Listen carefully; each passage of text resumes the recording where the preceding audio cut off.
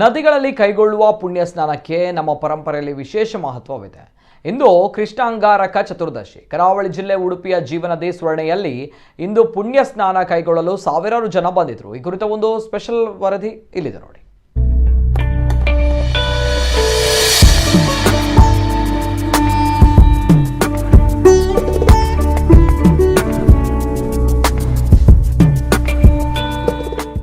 ಶಾಸ್ತ್ರ ಪುರಾಣಗಳಲ್ಲಿ ಉಲ್ಲೇಖಿತವಾದ ಕೆಲವೊಂದು ನದಿಗಳಿಗೆ ನಮ್ಮ ಪರಂಪರೆಯಲ್ಲಿ ವಿಶೇಷ ಸ್ಥಾನ ನೀಡಲಾಗಿದೆ.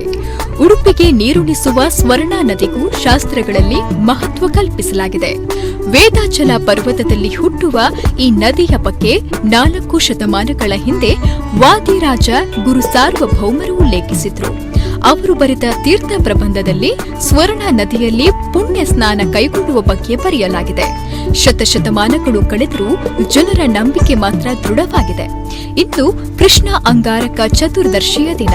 ಇವತ್ತು ಹರಿಯುವ ನೀರಲ್ಲಿ ಮುಳುಗಿ ಪುಣ್ಯ ಸ್ನಾನ ಕೈಗೊಳ್ಳಲು ರಾಜ್ಯದ ನಾನಾ ಭಾಗಗಳಿಂದ ಭಕ್ತರು ಬಂದಿದ್ರು.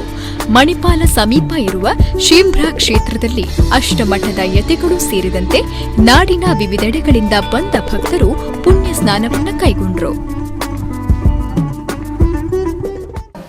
ಸುವರ್ಣ ನದಿಯ ಪವಿತ್ರವಾದ ಸನ್ನಿಧಾನ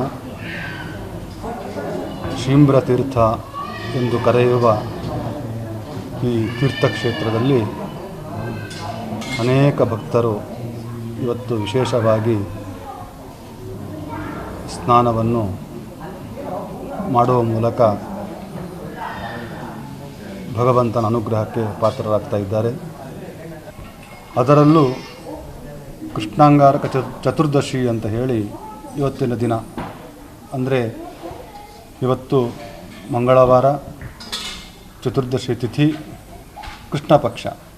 ಈ ಕೃಷ್ಣ ಪಕ್ಷ ಚತುರ್ದಶಿ ತಿಥಿ ಮಂಗಳವಾರದಂದು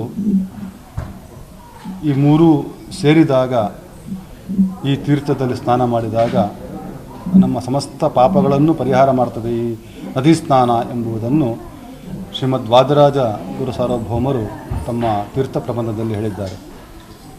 ಅಷ್ಟು ಮಹತ್ವ ಈ ದಿವಸದಲ್ಲಿ. ಅಂದರೆ ಬೇರೆ ದಿವಸ ಸ್ನಾನ ಮಾಡಿದರೂ ವಿಶೇಷ ಫಲ ಇದೆ. ಈ ದಿವಸ ಸ್ನಾನ ಮಾಡಿದರೆ ಅಂದರೆ ಮಂಗಳವಾರ, ಕೃಷ್ಣ ಪಕ್ಷ ಮತ್ತು ಚತುರ್ದಶಿ ತಿಥಿ, ಈ ಕೃಷ್ಣಾಂಗಾರ ಚತುರ್ದಶಿ ದಿವಸದಂದು ಸ್ನಾನ ಮಾಡಿದರೆ ಮತ್ತಷ್ಟು ನಮಗೆ ವಿಶೇಷವಾದ ಫಲ ಸಿಗುತ್ತೆ ಅಂತ ವಾದಿರಾಜರು ಹೇಳಿದ್ದಾರೆ. ಅದಕ್ಕೆ ಅವರೊಂದು ಸೂಚನೆಯನ್ನು ಅವರು ಹೇಳಿದ್ದಾರೆ. ಈ ನದಿ ಸ್ನಾನ ಮಾಡಬೇಕಾದರೆ ಚಟ ಚಟ ಅಂತ ಶಬ್ದ ಬರ್ತದೆ ಅಂತ. ಆ ಶಬ್ದ ಅದೇನು ಮಾಡುತ್ತೆ ಅಂತ ಹೇಳಿದರೆ ನಮ್ಮ ಪಾಪಗಳು ಕಳೆಯುತ್ತಾ ಇವೆ ಎಂಬುದನ್ನು ಸೂಚನೆ ಮಾಡುತ್ತೆ ಎಂಬುದನ್ನು ವಾದಿರಾಜರು ವರ್ಣನೆ ಮಾಡಿದ್ದಾರೆ. ಕೃಷ್ಣ ಪಕ್ಷ, ಚತುರ್ದಶಿ ತಿಥಿ ಹಾಗೂ ಮಂಗಳವಾರದ ದಿನವನ್ನ ಕೃಷ್ಣಾಂಗಾರಕ ಚತುರ್ದಶಿ ಎಂದು ಪರಿಗಣಿಸಿ ವರ್ಷಂಪ್ರತಿ ಪುಣ್ಯ ಸ್ನಾನವನ್ನ ಕೈಗೊಳ್ಳಲಾಗುತ್ತೆ. ಇಲ್ಲಿನ ಗಣಪತಿ ಸನ್ನಿಧಾನಕ್ಕೆ ಸಾವಿರಾರು ಜನ ಭೇಟಿ ನೀಡಿ ಪುಣ್ಯ ಸ್ನಾನವನ್ನ ಮಾಡ್ತಾರೆ. ಈ ದಿನ ಸ್ವರ್ಣ ನದಿಯಲ್ಲಿ ಮುಳುಗಿದಾಗ ಒಂದು ವಿಶಿಷ್ಟವಾದ ಶಬ್ದ ಕೇಳುತ್ತೆ ಅನ್ನೋದು ಜನರ ನಂಬಿಕೆ. ವಾದಿರಾಜ ಗುರುಗಳು ತಿಳಿಸಿದಂತೆ ನೀರಿನಲ್ಲಿ ಮುಳುಗಿದ ಸಂದರ್ಭ ಚಟ ಚಟ ಎಂಬ ಶಬ್ದ ಕಿವಿಗೆ ಬೀಳುತ್ತಂತೆ. ಈ ಶಬ್ದ ಕೇಳಿದ್ರೆ ನಮ್ಮ ಪಾಪಗಳೆಲ್ಲವೂ ಪರಿಹಾರವಾಗುತ್ತಂತೆ. ಕೃಷ್ಣ ಅಂಗಾರಕ ಚತುರ್ದಶಿಯಂತೆ ಈ ವಿದ್ಯಮಾನ ನಡೆಯೋದ್ರಿಂದ ಪುಣ್ಯ ಸ್ನಾನಕ್ಕೆ ವಿಶೇಷ ಮಹತ್ವವಿದೆ.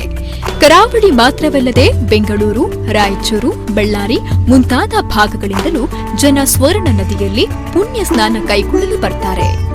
ಸುವರ್ಣ ನದಿಯಲ್ಲಿ ಸ್ನಾನ ಮಾಡುವುದರಿಂದ ನಾವು ನಮ್ಮ ಜನ್ಮಾಂತರದಲ್ಲಿ ಮಾಡಿರುವಂತಹ ಎಲ್ಲ ಪಾಪಗಳು ಕೂಡ ನಾಶ ಮಾಡಿಕೊಳ್ತೇವೆ ಅಂತನ್ನುವ ಉಲ್ಲೇಖವನ್ನು ವಾದಿರಾಜ ತೀರ್ಥರು ತಮ್ಮ ತೀರ್ಥ ಪ್ರಬಂಧ ಎಂಬ ಗ್ರಂಥದಲ್ಲಿ ಮಾಡಿದ್ದುಂಟು. ವೇದಾತ್ ಚಲಹೃದುದ್ಭೂತಾಂ ಸುವರ್ಣಾಂ ಕೋನು ವರ್ಣಯೇತ್ ಅಂಹಸೋ ದಹ್ಯಮಾನಸ್ಯ ಶ್ರಾವಯಂತೀಂ ಸ್ವನಂಜನಾನ್ ಅಂತ. ವೇದಾಚಲ ಎಂಬ ಪರ್ವತದಿಂದ ಹರಿದು ಬಂದಂತಹ ಈ ಸುವರ್ಣ ನದಿಯ ವರ್ಣನೆಯನ್ನು ಯಾರು ತಾನೇ ಮಾಡಲಿಕ್ಕೆ ಸಾಧ್ಯ? ನಮ್ಮ ಪಾಪವು ಭಸ್ಮವಾಗ್ತಾ ಇದೆ ಅಂತನ್ನುವಂತಹ ಶಬ್ದವೂ ನಮಗೆ ಕೇಳಬರುತ್ತೆ. ಶ್ರಾವಯಂತೀಂ ಸ್ವನಂಜನಾಂ, ಸ್ವನ ಎಂಬಂತಹ ಶಬ್ದಕ್ಕೆ ವಾದಿರಾಜ ತೀರ್ಥರು ಚಟ ಚಟ ಎಂಬಂತಹ ಧ್ವನಿಯನ್ನು ತೆಗೆದುಕೊಂಡು ವ್ಯಾಖ್ಯಾನ ಮಾಡ್ತಾ ಇದ್ದಾರೆ.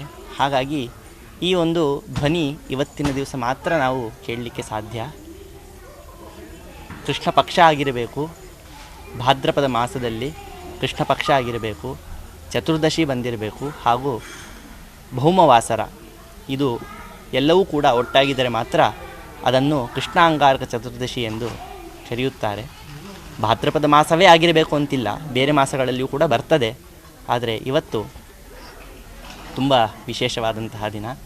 ಬೇರೆ ಬೇರೆ ರಾಜ್ಯಗಳಿಂದ, ಬೇರೆ ಬೇರೆ ಪ್ರದೇಶದಿಂದ ಕೇವಲ ಇದಕ್ಕಂತೇನೆ ಜನರು ಬಂದು ತಮ್ಮನ್ನು ತಾವು ಪುನೀತರನ್ನಾಗಿ ಮಾಡಿಕೊಳ್ತಾರೆ. ಉಡುಪಿ ಕೃಷ್ಣ ದೇವರಿಗೆ ಲಕ್ಷಾಂತರ ಜನ ಭಕ್ತರಿದ್ದಾರೆ. ಹಾಗೆ ವಾದಿಗುರು ಸಾರ್ವಭೌಮರನ್ನ ಕೂಡ ಪ್ರಾತಸ್ಮರಣೀಯರು ಅಂತ ಪೂಜಿಸುವ ಜನರಿದ್ದಾರೆ.